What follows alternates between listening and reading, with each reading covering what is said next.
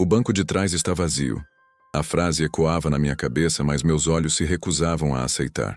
Um segundo atrás, um homem estava sentado ali. Eu o via pelo retrovisor. Uma figura escura e silenciosa. Agora nada. Apenas a escuridão do estofado. Meu primeiro instinto foi a negação. Ele se abaixou, pensei. O coração já começando a acelerar. Ele deve ter caído no chão do carro. Mas o silêncio era absoluto, quebrado apenas pela chuva batendo no teto. Olhei para o painel do carro procurando desesperadamente uma explicação lógica. A luz que indica portas abertas estava apagada. Todas as portas trancadas. Eu mesmo as travo assim que começo a corrida por segurança. E então eu vi a prova que congelou o sangue nas minhas veias. O lugar onde ele estava sentado ainda estava visivelmente úmido, uma mancha escura da sua roupa encharcada.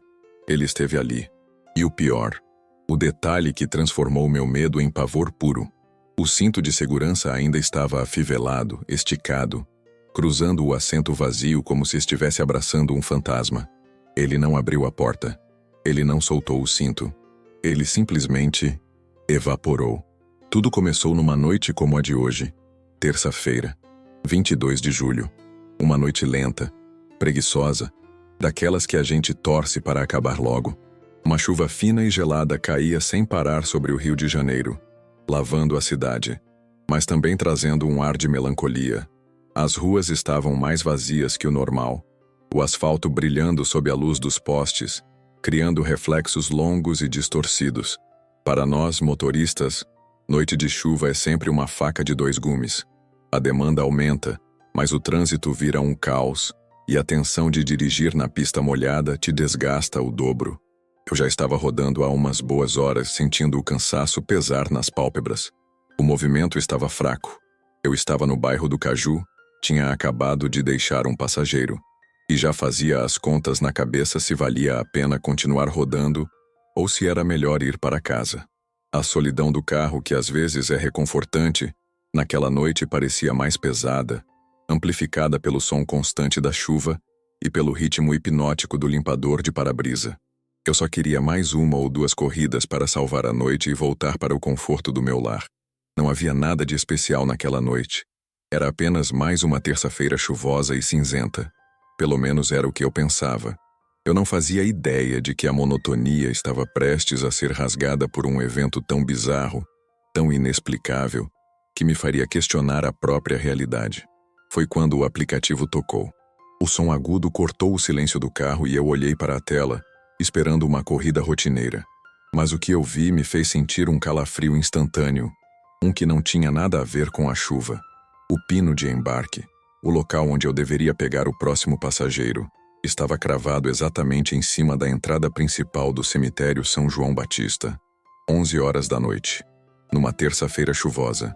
Minha primeira reação, meu primeiro instinto, foi de recusa. Meu dedo já ia deslizar para o não. Quem em sã consciência pede um carro na porta de um cemitério a essa hora? As imagens que vieram à minha mente não foram nada boas. Mas então, a minha parte racional, a parte que precisa pagar as contas, começou a trabalhar. Calma, eu disse a mim mesmo. Deve ser um dos seguranças do cemitério terminando o turno. Ou um coveiro. Ou talvez alguém que trabalhe no hospital que fica ali perto. Eu criei uma lista de possibilidades lógicas para afastar a sensação ruim que tinha se instalado no meu peito. A noite estava fraca. O valor da corrida era decente. Eu não podia me dar ao luxo de ficar escolhendo corridas por causa de uma superstição boba. Com uma certa relutância, respirei fundo e deslizei o dedo para aceitar. Enquanto o GPS recalculava a rota para me levar até aqueles portões imponentes, eu não conseguia me livrar da sensação de que estava dirigindo em direção a algo errado. Algo que eu não deveria ter aceitado. Dirigi pelas ruas escuras e silenciosas que levavam até a entrada do cemitério. Conforme me aproximava, a atmosfera ficava cada vez mais pesada. Os muros altos de pedra, coroados com lanças de ferro, pareciam os de uma fortaleza medieval. A chuva, agora mais fina, criava uma espécie de névoa baixa que se enrolava em torno dos postes de luz, fazendo a iluminação amarelada parecer fraca, fantasmagórica. Parei em frente ao portão principal, exatamente onde o aplicativo indicava. A rua estava completamente deserta. Não havia mais ninguém, Nenhum outro carro. Por um instante, pensei que o passageiro tivesse desistido, que era um trote. Eu estava prestes a cancelar a corrida e ir embora, quando o vi, parado do outro lado da rua, debaixo de uma árvore antiga e frondosa, quase se misturando com as sombras, estava um homem, uma figura solitária, completamente imóvel. Ele não se abrigava da chuva, não olhava para o celular, não fazia sinal. Apenas estava ali, de pé, me observando chegar. Liguei o pisca-alerta para indicar que era eu. Lentamente, como se seus pés estivessem presos ao chão, ele começou a atravessar a rua em minha direção. Cada passo dele parecia levar uma eternidade, e a sensação ruim no meu estômago se transformou em um nó de pura apreensão. Eu não sabia por quê, mas eu senti um desejo imenso de engatar a marcha e acelerar para longe dali. Ele abriu a porta de trás com uma lentidão deliberada. E quando ele entrou, duas coisas aconteceram ao mesmo tempo. Primeiro, um frio anormal, úmido e penetrante se espalhou pelo carro. Um frio que não era da chuva, era diferente, como o frio que emana de uma adega ou de um porão antigo. Chegava a arrepiar os pelos do braço. Segundo, ele não trouxe consigo nenhum som, nenhum barulho de sapato no tapete, nenhuma respiração ofegante por causa da caminhada na chuva. Apenas silêncio. Ele era um senhor de idade, talvez com uns 70 e poucos anos, vestindo um terno preto de corte antigo, que parecia não pertencer a esta época. O tecido estava encharcado, grudado em seu corpo magro. Sua pele era de uma palidez doentia, quase translúcida sob a luz fraca do meu carro, e seus olhos eram duas sombras fundas e tristes em seu rosto. Ele se sentou, e eu esperei que ele dissesse o destino, mas ele permaneceu em silêncio. Boa noite, senhor. Para onde vamos? Perguntei, tentando manter a voz firme. Ele não respondeu. Apenas ergueu uma mão trêmula e pálida, e nela havia um pedaço de papel amarelado e úmido. Peguei o papel. Era um endereço escrito em uma caligrafia tremida e antiga. Um endereço em Santa Teresa. Coloquei no GPS. Ele não disse mais nada. O silêncio dele era uma parede, e o frio que ele trouxe consigo parecia se intensificar a cada segundo que passava. Iniciei a viagem. Os únicos sons que quebravam o silêncio eram o das palhetas do limpador de para-brisa, num ritmo hipnótico e enervante, e o som da chuva batendo no teto do carro. O silêncio dentro do veículo era diferente de tudo que já vivi. Não era o silêncio de um passageiro cansado ou de alguém no telefone. Era um silêncio pesado, opressor, quase absoluto. Era como se ele não estivesse respirando. A cada minuto que passava, minha ansiedade aumentava. Eu olhava para ele pelo espelho retrovisor. Ele estava perfeitamente imóvel, sentado ereto com as mãos no colo. Não se mexia, não olhava para a paisagem, não piscava. Seus olhos fundos e escuros estavam fixos em algum ponto à nossa frente, como se ele estivesse vendo algo que eu não podia ver. A sensação de estar sendo observado por ele era constante, mesmo que ele não se virasse para mim. Comecei a me sentir como um intruso no meu próprio carro. A temperatura parecia cair cada vez mais. Eu chequei o ar-condicionado. Estava desligado, mas o frio continuava lá. Um frio que parecia vir diretamente da figura sentada atrás de mim. Comecei a rezar silenciosamente, pedindo a Deus que chegássemos logo ao destino. Eu não queria mais estar ali, naquele espaço confinado, com aquele homem e seu silêncio mortal. Cada semáforo fechado era uma tortura, prolongando a minha agonia. O GPS me guiou para fora das grandes avenidas e nos levou para o coração de Santa Teresa. E à medida que subíamos as ladeiras do bairro, a sensação era a de estar viajando no tempo. As ruas de asfalto deram lugar a paralelepípedos antigos e escorregadios pela chuva. Os prédios modernos foram substituídos por casarões imponentes, mas decadentes, com suas fachadas manchadas pelo tempo e jardins tomados pelo mato. Muitos deles estavam escuros, com janelas que pareciam olhos vazios nos observando passar. A fiação elétrica formava um emaranhado caótico sobre nossas cabeças, e os trilhos do antigo bonde brilhavam com a chuva, como cicatrizes de metal na pedra. A cidade moderna, com seu barulho e seu movimento, tinha ficado para trás. Ali, o silêncio era ainda mais profundo, a escuridão mais densa. A chuva parecia mais forte entre as árvores antigas que formavam túneis sobre as ruas estreitas. Eu me sentia completamente isolado, como se tivesse entrado em outra dimensão. Um Rio de Janeiro de um século passado. Um lugar onde as leis da física talvez não se aplicassem da mesma forma. O endereço no papel amarelado não era apenas um ponto no mapa. Era um destino em outro tempo. E enquanto eu guiava por aquele cenário fantasmagórico, eu tinha a terrível sensação de que meu passageiro silencioso pertencia àquele lugar muito mais do que eu. Eu estava a poucos metros do destino final, com um medo gelado que eu nunca tinha sentido. Uma sensação de que algo estava terrivelmente errado. E aqui eu preciso fazer uma pausa e perguntar para você, que está aí do outro lado da tela. Você acredita em coisas do outro mundo? Já passou por alguma situação? Viu ou sentiu algo que simplesmente não tem explicação lógica? Deixe seu relato, mesmo que seja curto, aqui nos comentários, porque a cena que eu estava prestes a testemunhar desafia tudo aquilo que a gente acredita ser real.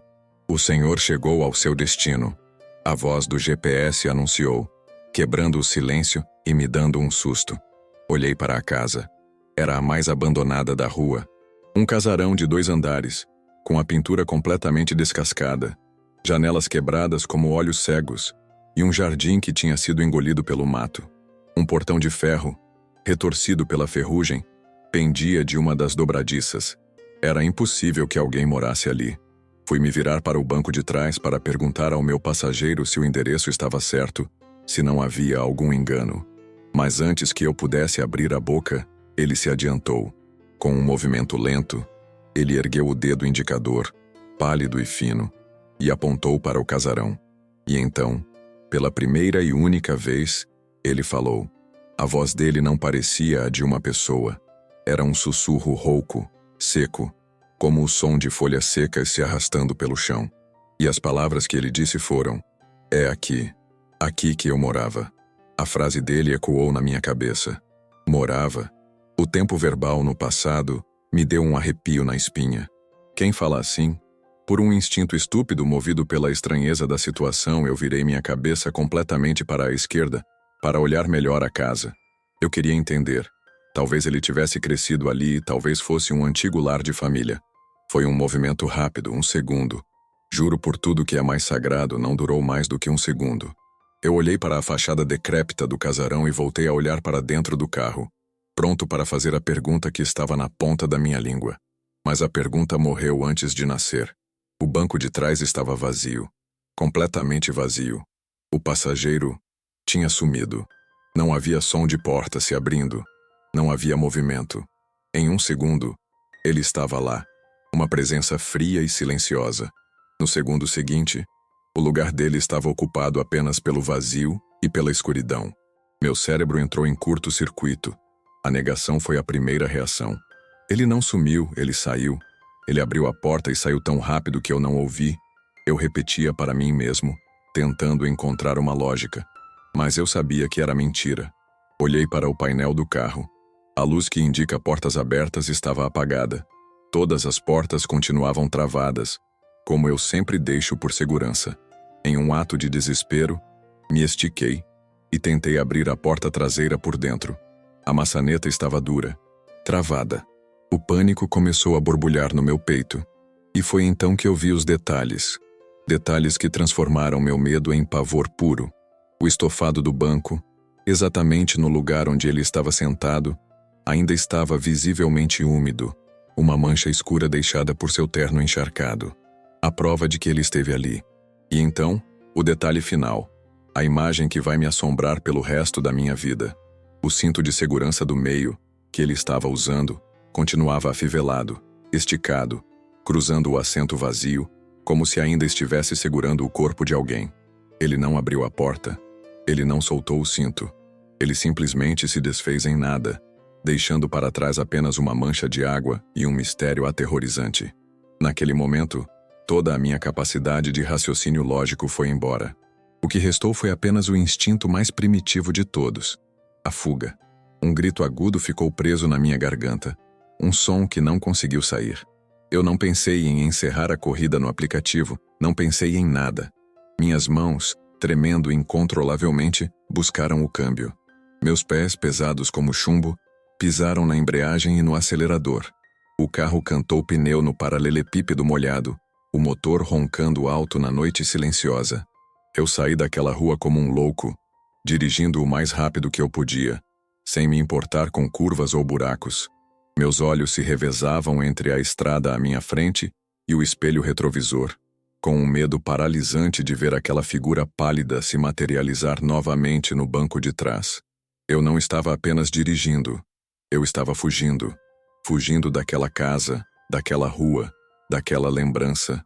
Fugindo de algo que minha mente não conseguia e ainda não consegue compreender. Eu só parei de acelerar quando vi as luzes familiares e o movimento da cidade grande de novo. E mesmo assim, o terror continuou viajando comigo, como um passageiro invisível que eu nunca mais conseguiria deixar para trás. Eu passei dias atormentado. A imagem do cinto de segurança afivelado no vazio não saía da minha cabeça. Eu estava enlouquecendo? Eu tinha imaginado tudo? Eu precisava de uma resposta. Precisava de uma prova de que não era louco. No final de semana, com o sol forte do meio-dia, criei coragem e voltei àquela rua em Santa Teresa. Durante o dia, o lugar era menos assustador, mas o casarão continuava lá, imponente e decrépito. Vi uma senhora de cabelos brancos e sorriso gentil, regando as samambaias na varanda da casa vizinha. Respirei fundo e me aproximei. Pedi desculpas por incomodar e inventei uma história. Disse que estava procurando por um antigo morador da casa ao lado, um senhor de terno preto. O sorriso da senhora desapareceu. Ela me olhou com uma expressão de espanto e tristeza. Meu filho, ela disse com a voz baixa, isso é impossível. Nessa casa não mora ninguém há mais de 50 anos. E então ela me contou a história. A história do seu Olavo, o último morador. Ele era um homem bom, mas muito triste, ela disse. Perdeu a esposa muito cedo. Em uma noite de chuva forte como essa de terça-feira, ele estava voltando do enterro dela. Dizem que o carro derrapou na pista molhada e bateu naquele poste ali na esquina. Ele morreu na hora. Isso já faz mais de 50 anos. As palavras daquela senhora foram como um soco no meu estômago. O terno preto encharcado, a noite de chuva, o cemitério, a morte na esquina. Tudo se encaixou. Cada detalhe bizarro daquela noite agora tinha uma explicação. E a explicação era 1000 vezes mais aterrorizante do que qualquer coisa que eu pudesse ter imaginado. Eu não dei carona a um passageiro esquisito. Eu dei carona a uma alma penada, a uma saudade, a uma memória presa àquele lugar e àquela noite trágica de 50 anos atrás. Seu Olavo, voltando do enterro da esposa, provavelmente só queria chegar em casa uma última vez. E por alguma razão inexplicável, fui eu o escolhido para levá-lo. Desde aquela conversa com a vizinha, eu nunca mais fui o mesmo. O meu carro, que antes era só uma ferramenta de trabalho, um lugar de rotina, agora às vezes parece um espaço assombrado. Em noites de chuva, eu sinto um calafrio que não tem a ver com a temperatura. Quando pego um passageiro muito silencioso, meu coração dispara e eu não consigo parar de olhar pelo retrovisor. Aquele evento abriu uma rachadura na minha percepção da realidade. Aprendi, da maneira mais dura, que neste nosso trabalho, nós não carregamos apenas pessoas vivas, de carne e osso. Nós carregamos suas histórias, seus dramas, suas alegrias, seus segredos.